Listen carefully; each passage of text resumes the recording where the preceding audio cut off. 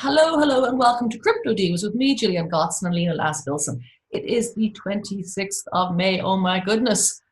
Wow, Lena, how are you? Yeah, good. The summer seems to be coming. Nice.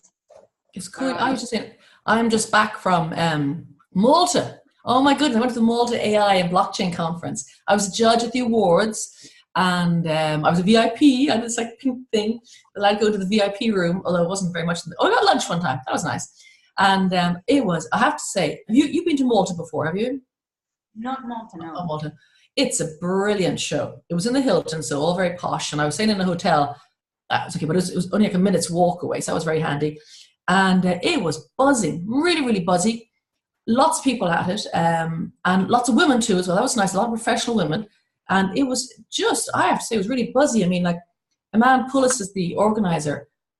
It was so well done. There was a gala dinner. There was networking drinks. There was other things. There was like things like cruises and pool parties that I missed because I had to go home early. But it was so well organized. It was amazing. And then I went there with Malo from Monart Art. He sponsored my disbursements to get there. So thank you very much, Monart Art, which is a great project. And then, but I met like people like Roger Ver and Tone Vays, Minnie Gupta, and he had a William Shatner toy from Star Trek, which was attached to him. He carried around his case the whole time. It was so funny. And I met Brock Pierce. I met loads of people, and it was just, at the awards, Monart Art was sponsoring one of the awards. That was nice. But two of the winners were people that I know, Europe Chain and Holochain. And you know Holochain too as well. So but I had such a buzz. And the bad thing was, on the way home, I had to fly home via Frankfurt because it wasn't a direct flight. And there was a delay. I thought I wasn't going to make it. And then I'm getting all these WhatsApp groups, and they're going, pictures of the pool party on the cruise. And I'm going, I'm on a plane or I'm in the airport. But I have to say, a shout out to Man. It was, I have to say, an amazing conference. I loved it. I got real buzz at it. So what were you doing then for last week? She. Just had a few good meetings. But yeah, I was thinking whether or not to go to the Malta thing because I had a ticket. But apparently, the Malta event was even better than some, let's say, consensus. Well, I haven't been to consensus, so I can't say, but I just know. I think the other thing too as well, because I'm now approaching, year and a half, 2 years in the industry, I know a lot of people. So it's like, oh, hi, how are you? Steve Good was there from CoinJet. I've been chatting to him the week before. I went, oh my God, you're here. And there was a lot of people that I knew, that was kind of interesting, or I'd spoken to before. And that's quite nice when you're kind of going, oh, I'm on the circuit now. It's like, I know all these people, these all new besties, Yeah, it's nice. Yeah, I saw very few talks because I was just so busy. But I was manning the stall. You have a little helper, have you? Yeah, I have a little helper here. Olivia. Yes. Oh, look. Oh, hello. Hey.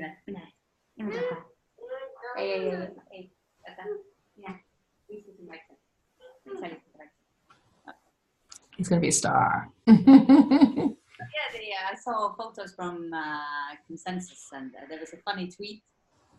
Last year there was like 10,000 people there. It was lots of people, and this year they had to fill the auditoriums. They had to fill the auditoriums with tables, big round tables, so that it would look like there's more people. Oh no!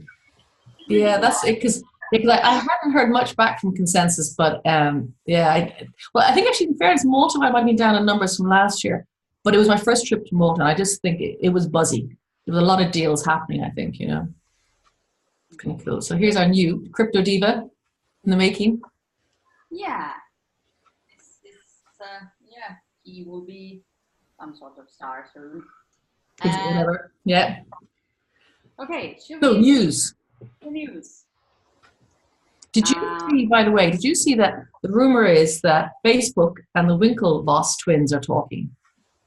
Yeah. I just read that news. That's pretty interesting. Given the history, that is very interesting. I mean, how long can you stay angry?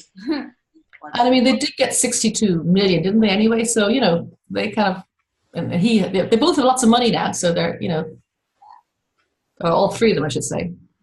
Yeah. So yeah, there's the news about that Facebook is planning to roll out global coin in 2020. And see, I thought that their main idea was to use it to pay for your ads, which I'm sure they will do as well. Like it's like gonna be for online shopping and sending money from people to people. So yes, I do see the concerns of the Federal Reserve. what if Facebook coin becomes more valuable than the US dollar? Yeah, I saw someplace that someone said that. Oh, sorry, as Ron Paul said, the former U.S. congressman. He said that the U.S. dollar will self-destruct. You know, I think it's not unlikely, and especially because Facebook owned WhatsApp, of course. You used to be able to WhatsApp your money over. Yeah, It would be very powerful.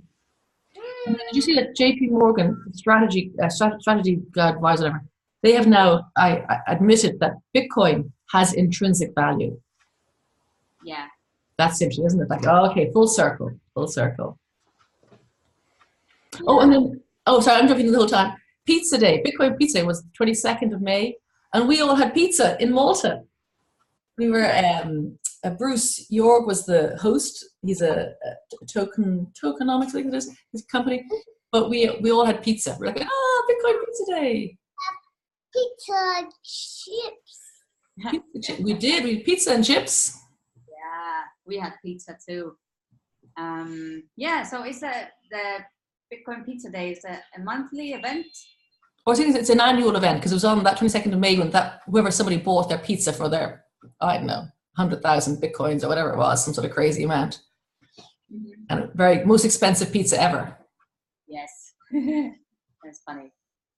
So that what caught my eye here as well as Bitcoin Cash, miners did a 51% attack to undo a attacker's transaction. So someone, unknown miner, was taking coins that they weren't supposed to in the wake of the code change, and they took advantage of a bug. And then the two biggest mining pools for Bitcoin Cash decided to do a 51% attack and reverse the transaction. So yeah, you know, it's a controversial topic, attacks, but you know, you can prevent something like this through it. Yes. Yeah. Well, I guess, it is kind of tricky, isn't it? You can do it, but I suppose if there's someone stealing the money, better is retrieved than not. And then you would have seen this. I know you would have seen this. You're a Game of Thrones fan as well, aren't you? I have never seen any episodes. Oh, okay. I'm a Game of Thrones. I haven't seen the last series, so don't tell me. Although actually I know, but it's so dummy. Jerome Flynn is an actor in Game of Thrones. Very handsome man. He's kind of unusual. He's kind of a quirky character. He's becoming an advisor for Vegan Coin. Oh. He's a vegan the last 35 years, and he's kind of unusual looking man. His character is very attractive on the series. He's not a classically attractive man in that sense, but he's a very attractive character. And I'm laboring the point. Anyway, he's a vegan 35 years, and he has joined Vegan Coin, which is going to create a vegan nation, an ecosystem that promotes 100% cruelty-free produce. So it supports vegans having an ecosystem. So, you know, using the provenance of blockchain to say this is vegan. You can buy it with certainty. So I thought that would interest you. Yeah, I'll definitely read more about that. That sounds very interesting.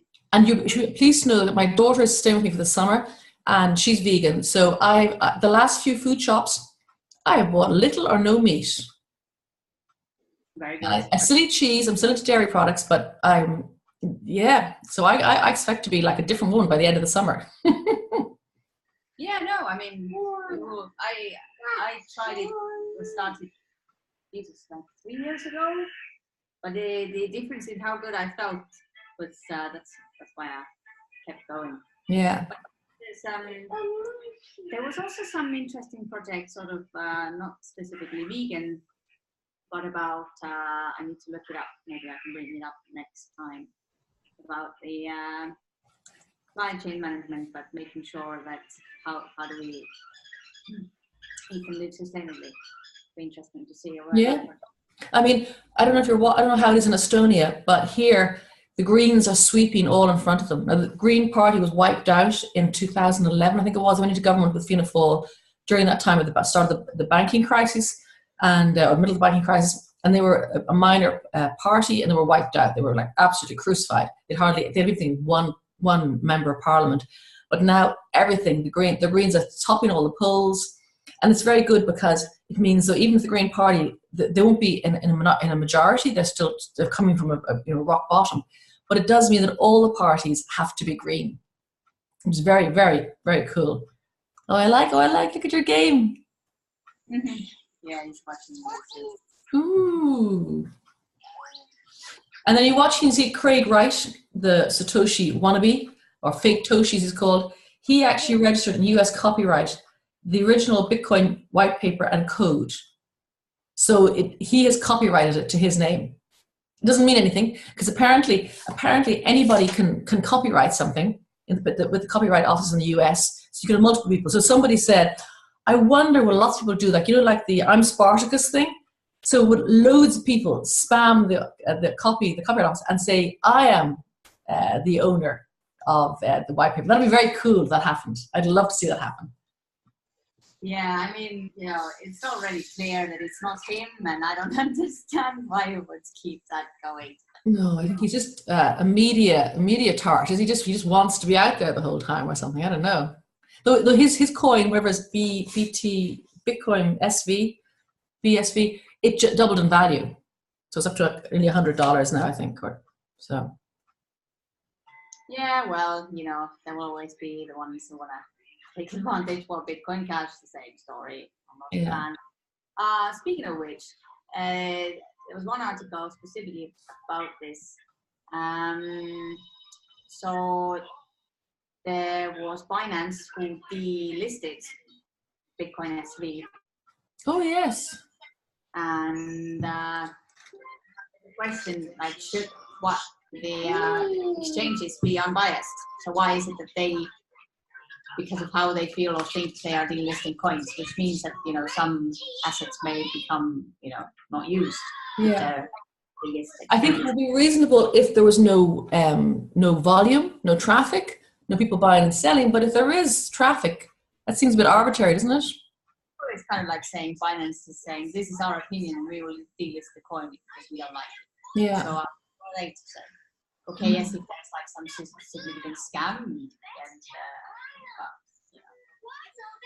yeah, it's a bit like someone was saying in the same way how the banks here. I think there might even is it a legal ruling I read about how the banks had decided not to offer checking accounts for people working with cryptocurrencies, and someone was saying, why do the banks have the authority to make that call? No one. I mean, yes, if there's a known scammer, but if people are just working in blockchain, why does a bank, a mere private thing, have the authority to refuse a checking account or a banking account to somebody who works into?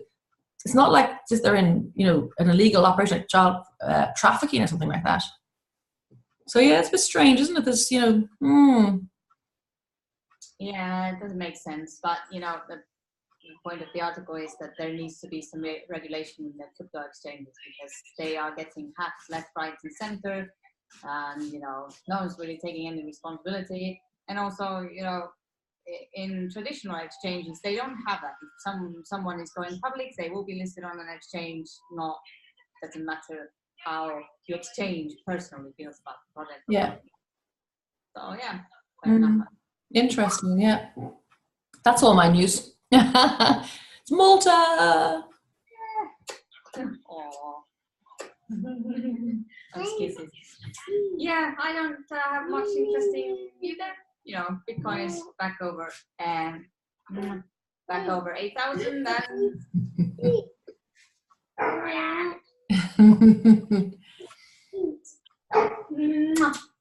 Lots kisses.